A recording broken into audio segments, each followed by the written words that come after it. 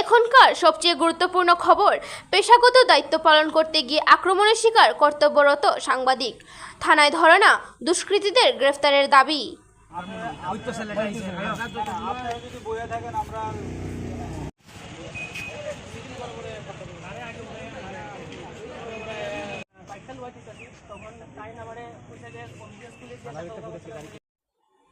এখনকার সবচেয়ে গুরুত্বপূর্ণ খবর, পেশাগত দায়িত্ব পালন করতে গিয়ে আক্রমণের শিকার কর্তব্যরত সাংবাদিক, থানায় ধরানা দুষ্কৃতীদের গ্রেফতারের দাবি।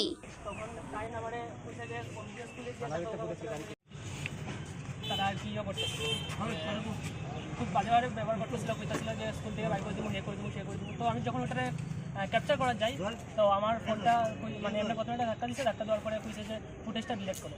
তো আমি ওনার সাথে কোনো মিসবিহেভিয়ার করছি না, আমি জাস্ট কইছি ঠিক আছে করবো।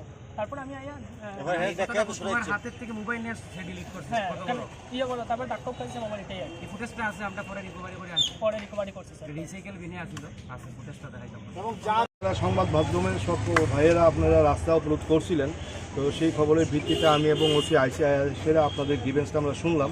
তো আপনারা নিশ্চয়ই জানেন যে একটা স্পেসিফিক ক্রিমিনাল কেস মানে রেজিস্ট্রেশনের জন্য একটা এফআইআরের দরকার হয়। আপনাদের যে অভিযোগ আছে সেই অভিযোগের ভিত্তিতে আপনারা এফআইআর দিন স্থানীয় পুলিশ থানাতে।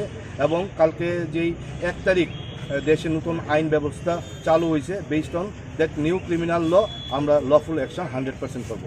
আপনাদের কাছে আমার অনুরোধ থাকবো, being sub divisional police officer, আপনারা যে পথ অবরোধ করেছেন সেই পথ অবরোধটা ছেড়ে দিন, কারণ নাহলে অনেক ফৌজি গাড়ি সহ অনেক প্রয়োজনীয় গাড়ি রাস্তায় আটকে আছে। আমরা অ্যাকর্ডিং টু ল যা করার উই উইল ডু ইট।